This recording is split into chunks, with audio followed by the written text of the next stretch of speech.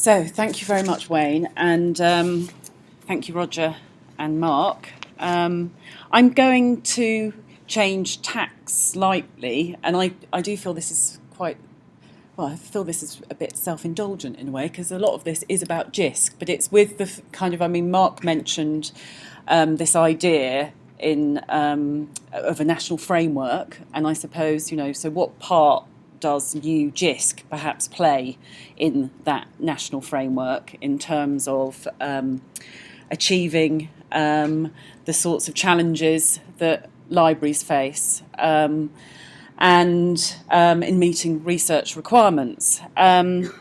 So I suppose RLUK and JISC, as Wayne said, have got a long established partnership, and I think JISC continues to want to be there as an organisation within the UK that allows UK universities and their libraries to ensure that the UK kind of punches above its weight, as it were.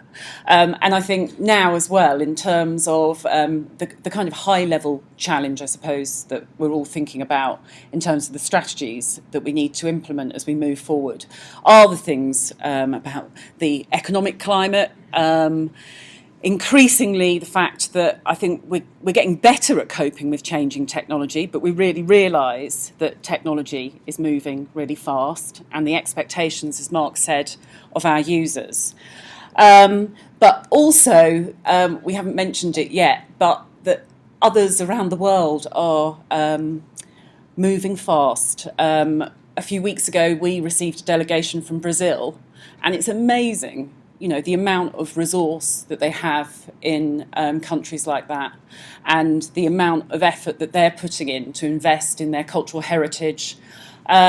And although that particular delegation wasn't talking about research information management, I also know that Brazil has moved really collectively in terms of moving forward in research information management, and I think is probably the only country in the world that really has a systematic service in terms of researcher identifiers and their researcher profiles. So, what we need to do collectively, I suppose, is to make sure that we can ensure that the UK continues to be one of the top performers in research. So I am going to talk about, and this is an opportunity to talk about some of the changes that are happening in JISC and the JISC transition as far as I'm able to at this time, but to hopefully it's an opportunity to clarify some of those things with you. And also I will point to a couple of issues that I think, from work that we have been doing, libraries are starting to address, and we could collaboratively look to address further in the future. But I also want to outline some of the concrete things that we have got underway at the moment, because I also realise that through the JISC transition, some of the communications channels are different to the ones from before, and are perhaps not as clarified as they were. So, engaging with us is probably slightly different to the experience that you're used to at the moment, because, to be honest, we are having to look at our organisation and change that organisation. Okay, so I think under the leadership of Martin Harrow, we are making real strides in the JISC transition, and the real touchstone, though, for what we have to do is the Wilson Review. And I'm sure a lot of people here probably input into the Wilson Review. So just a reminder of those high-level messages about Wilson really told us that we needed a more simple organisation in terms of the structure, and that we really needed to focus our work more on sector priorities. But I think essentially that JISC needed to be easier to understand and engage with. So, I take it that one of the main messages was JISC is a really good thing and it does loads of good stuff, but we need to be able to engage with you in a far more straightforward way and understand all of the stuff that you do more holistically. And I think that's one of the things that we've really been moving towards. So recently as well, we undertook, because obviously that was, the Wilson Review was some way back, so we undertook some more market research just to reaffirm, or, well, not to reaffirm, but to check those recommendations from Wilson, and to check that the sorts of changes we're undertaking are still in line with the sorts of things that people want from JISC. And yes, so it did come up with similar things. The fact that JISC needs to act and behave more as one organisation. So, you know, JISC has something like, I think, 73 services, normally about 250 projects going on. It has 3 companies, it has 5 related bodies. It is a complex beast, and we've got to try and address that to make it easier to work with. And also, again, the fact that people really felt we needed to engage more with our customers and users to make sure we really understood the requirements, and what we were delivering does deliver to some of the biting needs that people are facing. And I think that's possibly part of a response that, you know, as the kind of economics change, people really want to clearly understand the value that they get. I've talked a bit about some of the invisible, so that's also mentioned that, you know, JISC focuses on too many things and some things become invisible, so being more understandable. And then I will, from this one, just, you know, some of the things that JISC might be able to do, I suppose, the needs that need to be addressed. So because I'm from the innovation group within JISC, I will mention that it did come out that people wanted to be able to keep track of technology, and they wanted to have help in terms of being able to adopt new technologies and stay ahead. But also there was this emphasis on being able to address the innovation within an institution in a practical way, and perhaps that's a bit of a hint that sometimes all of the wealth of innovation and work that we do together collaboratively as a community is sometimes not as accessible as it might be and as implementable as it might be, and so that's a key thing that we need to make sure we address. Overall then, this I suppose bringing it all together is the fact that institutions really were saying, yeah, we need help in terms of implementing a digital vision and strategy. And I suppose in that, JISC needs to make sure, as I've said, that things are usable, practical, that we can really offer some hands-on support, but at the same time be able to look at future-proofing and some experimentation as we move forward as well. So I think I've emphasised some of this quite a lot already, but I will say that one of the big things that we are doing is this movement to a new structure and governance to address getting a simpler and easier organisation. So what that really means is JISC itself is not a legal entity at the moment. We will be a legal entity on the 1st of December. So we are, and what that will be all of the people that you currently know under the JISC executive, and people within JISC Advance will move into a company, JISC Holdco, and actually JISC Collections and Janet will move into a company which will be the Service Co.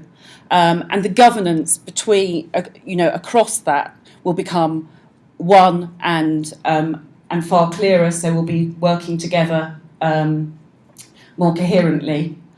And obviously that does, that has taken a lot of focus to really get that underway. And once that legal entity is in place, it will actually it will address a lot of the governance issues, and it will also enable some of the process issues to be resolved. So there'll be more freedom in the way in which JISC itself can operate and engage with different stakeholders and the community, because at the moment, being a creature of the funding councils, obviously things come with that in terms of the way in which you can allocate funding and those sorts of issues. So the high-level overview of the transition. So we've gone through the Wilson Review. We had the transition group, which was a lot of representatives from some of our previous subcommittees, overseeing an initial phase of a transition plan. I will highlight some of the work on the new strategy in a moment, which will hopefully be helpful in terms of being able to see the sorts of themes that JISC will work on. We are now in the process of a business review. We've undertaken the first phase of it, as I've mentioned, so we'll get the new organisation and a new governance structure in place in December. And then it's at that point we will actually start to see the new organisational structure and the new ways in which we operate. At the moment, legally, we don't know, I don't know what the organisational structure will be. But I hope that the strategy will give you some pointers to that. Certainly I'm hoping it's giving me some pointers to what that structure will be. So in terms of the new strategic vision, this really summarises, and so I suppose what's different here as well, if you looked back at old JISC strategies, you wouldn't be able to, I think, see as clearly the focus across all of those companies and different bodies brought together holistically to deliver these points. I think that's really the key. So a focus on infrastructure and technology, but also content and discovery, ensuring that there is advice and guidance, so addressing that practical requirement that has come up in a lot of the market research in the Wilson Review. And I know people are often asking, so what of innovation in the future? Well, there is a strand which is about change and digital futures. And then across that, we've got these cross-cutting themes. So delivering on the student experience, helping institutions deliver on the student experience, supporting research, and this broad across the institution, so enabling digital institutions. So that sort of thing that's always been, I think, one of JISC's key values, which is bringing stakeholders together across the organisation and trying to achieve that at a strategic level. So I think from that, you can see we're changing. We've got a lot of organisational issues that we're dealing with, and we still are, though, undertaking key activities that are addressing research requirements, but also there are new innovation activities that I want to outline, and some of the new ways in which we're working or hoping to work with you in the area of innovation.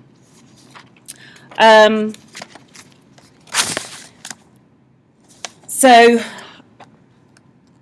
I think there are there are a few areas, and I'm only going to mention a few that I think libraries and ourselves have been working collectively on, and we could do more on. So I suppose one you might term digital scholarship, and the area of new forms of scholarly publishing. And for me, that's always really been about the kind of the affordances of digital and enabling us to take advantage of the affordances of digital.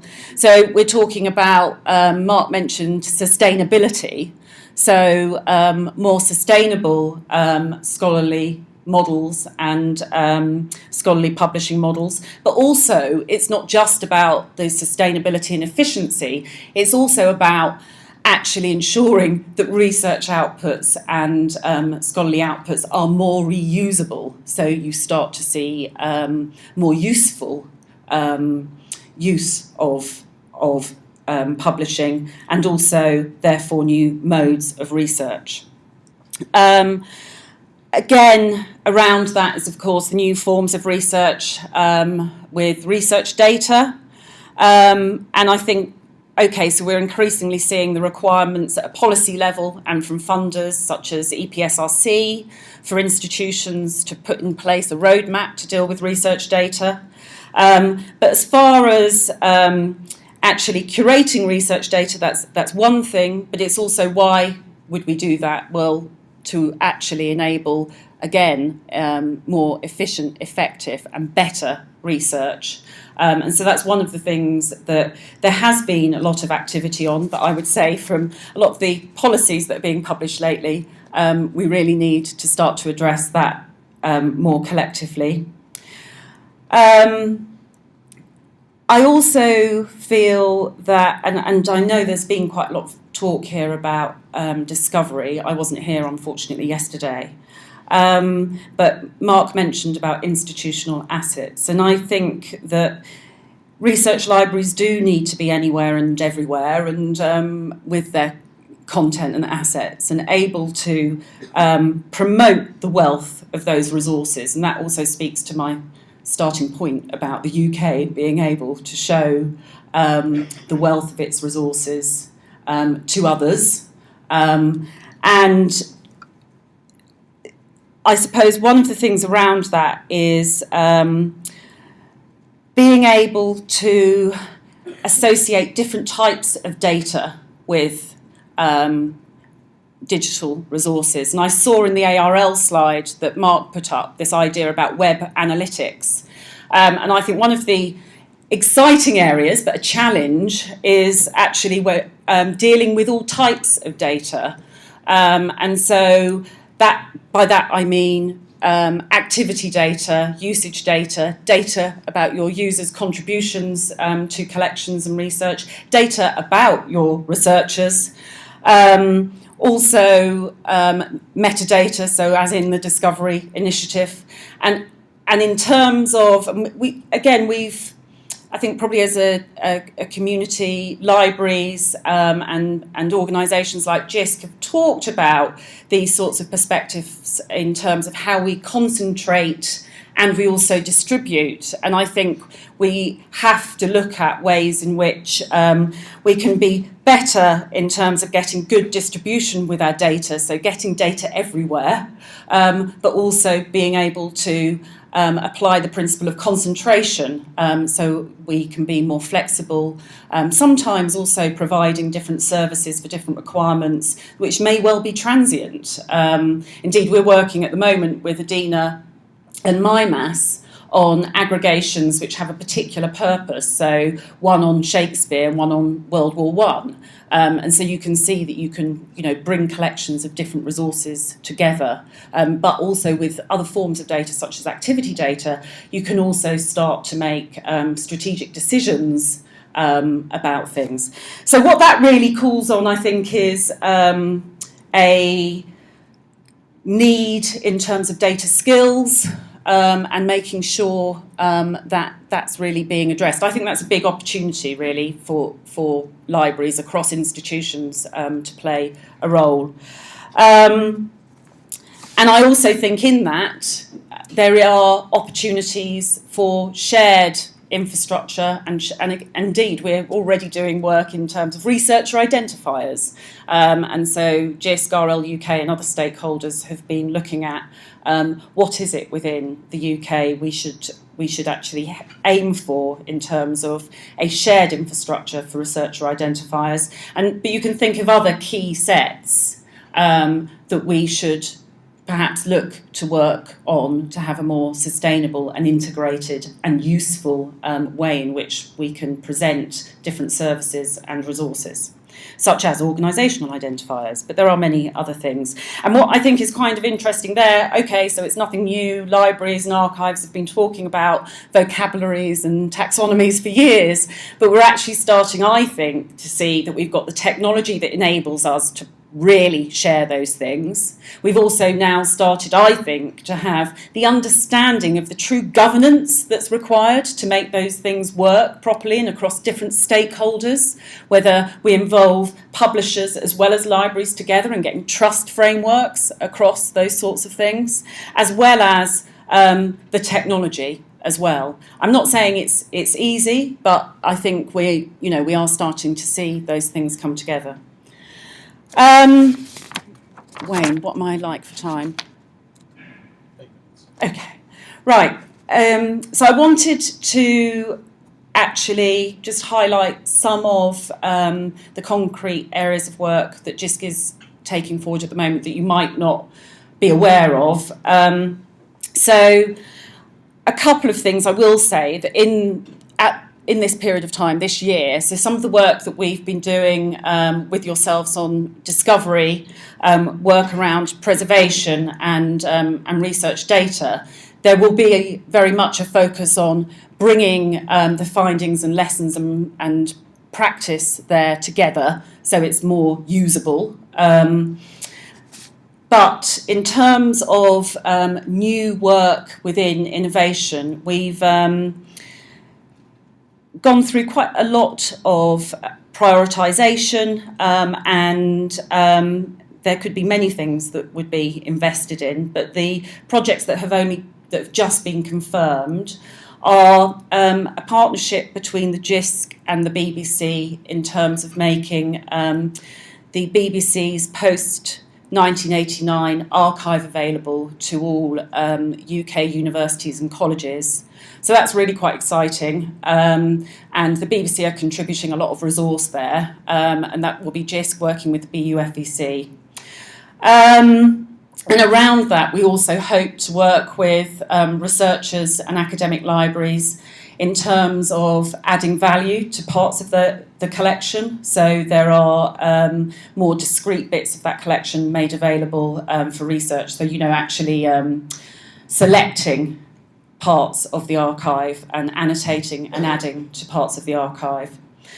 Then there's also another project which is around working with the Gateway to Research. I know there's a lot of discussion here about the REF, and so that one is about really making the research information that will be made available via the Gateway to Research more available for reuse.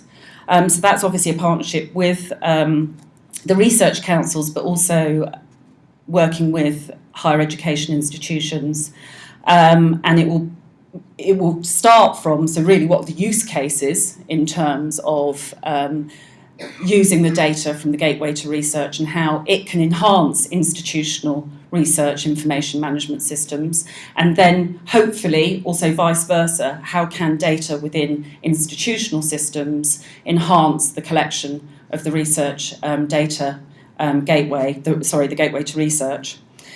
Another initiative which we are having a meeting with representatives from RLUK shortly is the Library Analytics Tools Kit. So again, that builds on a lot of work in terms of the open data at Huddersfield in terms of the usage data there, and the activity data work that has been being undertaken in academic libraries over the last couple of years, but also looking at things like JISC and the Open URL router and other bits of shared usage data that we have within our infrastructure, and how can that be brought together to perhaps provide a tool set of management tools for libraries to help inform strategic planning. So that's quite an exciting pilot, I think. And then also in terms of research data and shared infrastructure, we are moving forward with the Research Data Registry, which will be essentially taking the model from the Australian National Data Service and implementing it here, but working with all of the research data management projects that have been funded previously, to work with them to kind of pioneer input of that data into the registry, to develop and confirm the sorts of technical standards that are required and the workflows. And of course that is kind of one of those bits of infrastructure that you look at and you say, oh, so what's the point? But if we're going to actually curate research data, we need to actually make sure that that research data is reusable and accessible if we're going to get the value out of it. And so what that would be is almost your cross-disciplinary registry of research data. So again, that's a pilot, but we really want to build a technical community around it and also a practice community around it. So it is actually an iterative design process, and we will get hopefully the right results from that. So learning, we'll work very closely with ANZ in Australia and learn from some of the things that they didn't think went so well and some of the things that went better. We haven't got as much money as ANZ though, but we've got good networks. And then finally, well, not finally actually, there is another one, but yes, so also a software hub, and so looking at the development of a repository for software. And again, another big thing is obviously reusable software is important in terms of the reuse of data and other research. So again, that's a pilot, but we know at the same time RLUK are also looking at the development of a software repository for the software that gets created through their research. So we'll hopefully work together and learn from each other as well as we move. Importantly, of course, is the work on open access, and that will continue and is continuing. So through I suppose the response to things like Finch and the RCUK mandates, through the Open Access Implementation Group, which RLUK and other stakeholders are represented on, we've been discussing what are the next steps that are required in order to implement those mandates and to respond to Finch. And there has already been work in terms of what would the role of an intermediary be for payments. Phil, I'm looking at you because I don't think that's quite been published yet, has it? Because I think we might be waiting on something. But anyway, it's either on the OAIG website and I haven't spotted it yet, or it will be in the next couple of weeks. I think it's just gone on, Rachel. Has it? Right, okay. Thanks, Phil. And also working with stakeholders and also RIN as well in terms of moving forward in implementing the plan of the transition to Gold OA. But there will be these are getting quite firmed up now, but workshops to look at the infrastructure that might be required for Gold OA.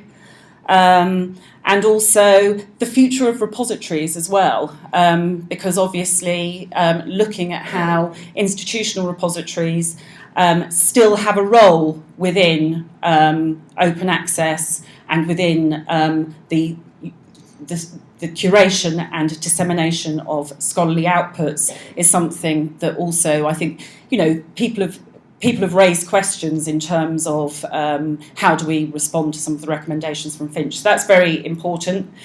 And I think OAIG sees that it definitely is a mixed economy. And then working JISC collections and are working with RCUK and Wellcome to collect data so that negotiations will be informed in terms of subscription charges. I will also just quickly say that we're also doing, JISC Collections are also going to do some more work in open monographs, so I think that will be quite interesting because that was kind of a bit of a gap that needs to be filled. And then finally, I just want to mention the new ways in which JISC is working in innovation and our co-design programme that we are taking forward with different stakeholders in the sector. And I should stress that this is one model that we're doing in order to design new ways to undertake innovation programmes and address that futures pillar within the strategy. But in particular, we'll be working with RLUK, SCONL, JISC and ROGIT to experiment and design a new process in which we can actually consult with you and understand what requirements you have and what priorities you have.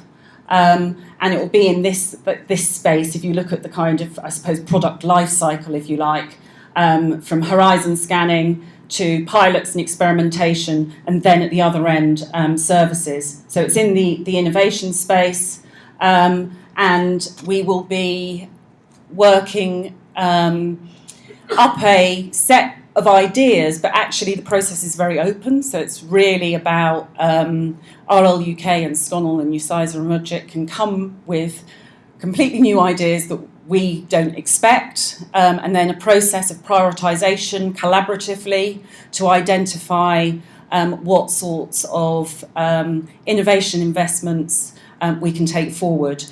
And so, you know, it is an experiment, but I think it will be a really interesting one, and it's really about working differently in terms of innovation and new programmes. So I'm really looking forward to it, actually.